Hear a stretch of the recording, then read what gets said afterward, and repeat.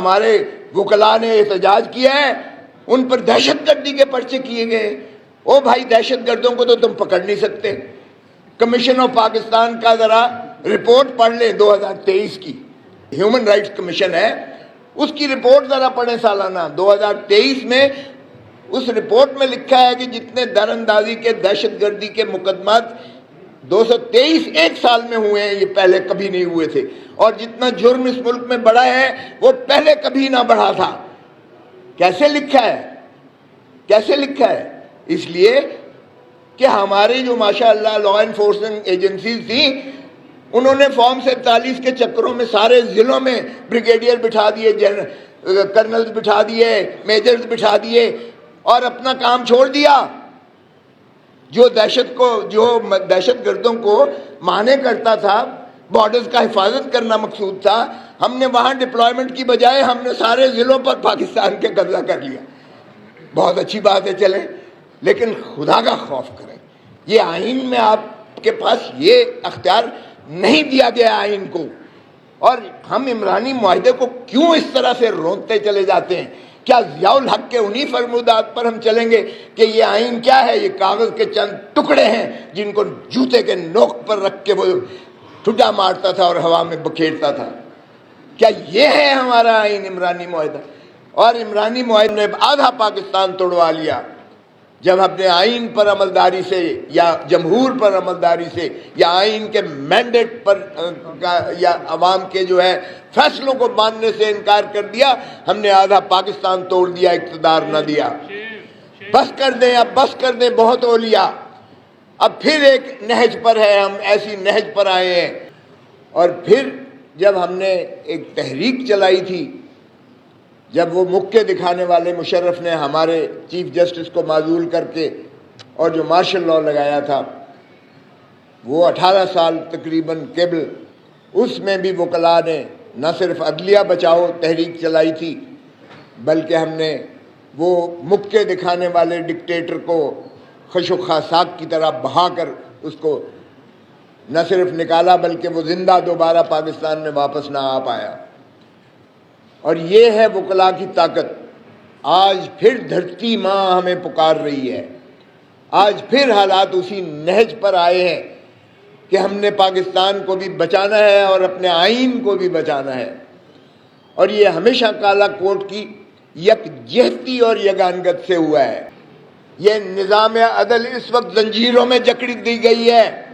یہ 6 ججز نے جو اسلام آباد ہائی کورٹ کے جو چٹھی لکھی ہے، اسی سے نہیں صرف شاخسانہ، اگرچہ اس پر مٹی ڈالنے کی کوشش کی گئی، اور میں حیرت ہوتی ہے کہ ایک پرائم منسٹر اور چیف جسٹس کیسے مل سکتے ہیں جبکہ ہمارے پاس نظیر موجود ہے۔ ہمارا پہلا چیف جسٹس جو یہاں سرکٹ پر آئے تھے،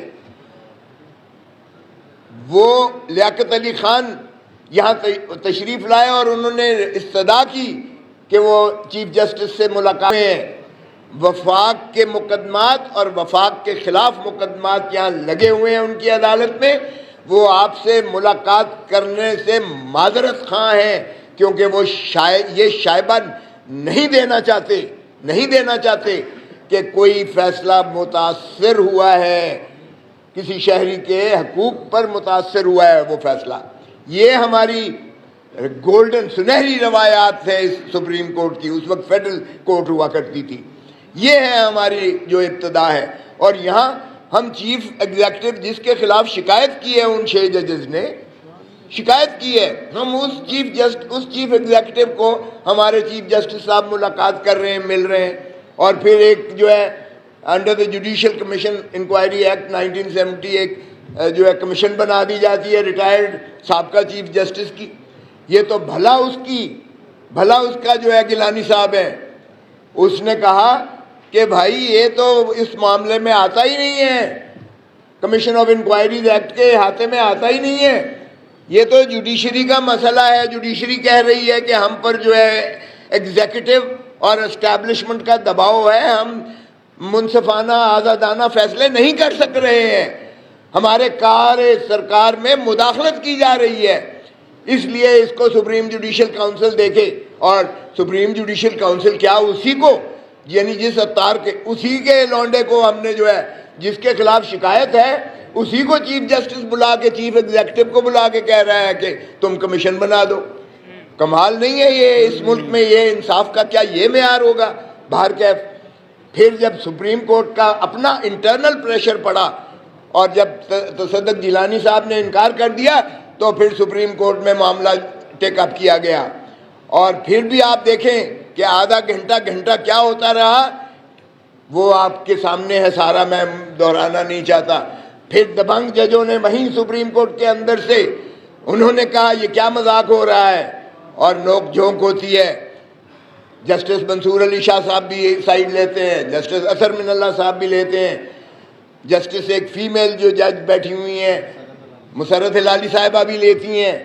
اور پھر ججز سارے جو ہے وہ جب پڑھ جاتے ہیں ایک قسم کے چیف جسٹس صاحب کو تو پھر وہ اس کو انٹرٹین بھی کرتے ہیں اور رپورٹیں منگواتے ہیں سارے چیف جسٹس سارے ججز سے، سارے ہائی کورٹ یعنی ملک کے ساری ہائی کورٹ سے.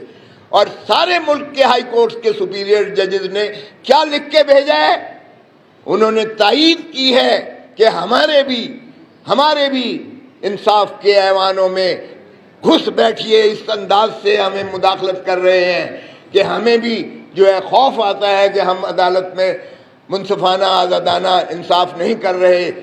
ایگزیکٹو اور اسٹیبلشمنٹ کی یہاں بھی مداخلت ہے. اور پشاور ہائی کورٹ کے نے تو اس حد تک لکھا کہ جب ہم نہیں مانتے تو اکراس دا بارڈر ہمیں دہشت گردوں سے دھمکی دی جاتی ہے، ہماری جان اور ہمارے بچوں کو دھمکی دی جاتی ہے کہ ان کا یہ حشر ہوگا. اب اندازہ کریں ایسے میں جب نظام عدل کو زنجیروں میں جکڑ دیا گیا ہو تو کالا کوٹ پر کیا ذمہ داری عائد ہوتی ہے؟ کیا عدالتوں پہ کیا ذمہ داری ہوتی ہے؟ کیا ہم خاموش تماشائی بن کے اس غلامی کے طوق کو، اس آئین کے انحطاط کو، اس آئین کی اینہیلیشن کو کیا ہم خاموش تماشائی بن کے دیکھتے رہیں گے؟ تو پھر اس کالے کوٹ پہننے کا وجود ہی ختم ہو جاتا ہے. معاف کیجئے گا اگر رول آف لا نہیں ہے، اگر آئین کی پاسداری عملداری نہیں ہے تو پھر ہمارا وجود جو ہے ہمیں کالا کوٹ اتار دینا چاہیے. پھر غلامی کے طوق میں خاکی ٹوپی والا ہو، خالی ہیٹ والا ہو، خاکی ہیٹ والا ہو یا خاکی وردی والا ہو، پھر کوئی بھی حکمرانی آپ پر کرے پھر معاف کیجئے گا پھر بات کریں انسانی حقوق کی، مت بات کریں بنیادی حقوق کی، مت بات کریں آئینی حقوق کی، پھر کسی چیز کی آپ مت بات کریں. پھر غلامی ہمارا مقدر ہے. میں یہی کہہ رہا ہوں، دیکھیں آپ کو پھر ایک چیلنج آیا ہے اور کالے کوٹ نے پھر جس طرح ہم نے پہلی تقریم کی تھی اور پہلے سر میرا خون سے آپ کو پتہ ہی ہے مال روڈ کے آج بھی وہاں دیکھیں گے تو مال روڈ کی آج بھی خون کا وہاں آپ کو نظر آئے گا. اس لیے نظر نہیں آئے گا کہ فزیکلی نظر آئے گا بلکہ آپ کا تخیل میں پیچھے چلے جائیں. اس وقت بھی یہی ہمارا. آج میں کوئی ایسا اختلافی بات نہیں کروں گا جس سے یہ شائبہ بھی ملے کہ میں کسی پارٹی کے عہدیدار ہونے کی حیثیت سے بات کر رہا ہوں. آج میں ایک محب وطن پاکستانی جس کا دل خون کے آنسو روتا ہے، جس نہج پر آ کر ہمیں اس دھرتی ماں کو جہاں لا کے کھڑا کر دیا گیا ہے، آج ہر محب وطن پاکستانی اشک بار ہے. آج 1 کروڑ پاکستانی جو باہر ہے وہ متجسس ہے، وہ متمنی ہے، وہ ملتمس ہے، وہ آپ کی طرف دیکھ رہا ہے. خدا را آؤ گے بڑھو اس ملک کو بچاؤ. ہر پاکستانی میں سمجھتا ہوں وہ ایک ایسے فکری اس میں الجھاؤ میں الجھا دیا گیا ہے، ایک ایسی ڈویسونس قائم کر دی گئی ہے ہماری سوسائٹی کے ہر طبقے میں بدقسمتی سے کر دی گئی ہے. یہ سامراجی قوتوں کا تو یہ انداز تھا کہ ایک ایسٹ انڈیا کمپنی آئی اور انہوں نے یہاں آ کر وہ فکری انتشار پیدا کیا، وہ طبقاتی جو ہے کشمکش پیدا کی. اور اس کا ہم نے شاخسانہ ضیاء الحق کے بھی اس دور میں دیکھا جو ڈویسو تھا سوسائٹی کا. اس نے نیشنل اس میں قومیت کو ختم کر کے اس نے صوبائیت کو جنم دیا، اس نے تعصبیت کو جنم دیا، اس نے مذہبی منافرت کو جنم دیا، اس نے فرقہ واریت کو جنم دیا. اور وہ آج ایک تناور درخت کی طرح ہمارے سوسائٹی میں ایسے سرایت کر گئے ہیں کہ ہمیں گلی گلی جو ہے ہمیں ایک دوسرے کے ساتھ جو ہے متحارب کر دیا ہے. اور یہی ہے چیز جو ہماری قومی یگانگت کو، قومی یکجہتی کو مجروح کر رہی ہے. اور یہ کیوں ان کو سمجھ نہیں آتی ہے کہ اگر عدلیہ کو اور وکلاء کو لڑاؤ گے تو نظام عدل کمزور ہوگا.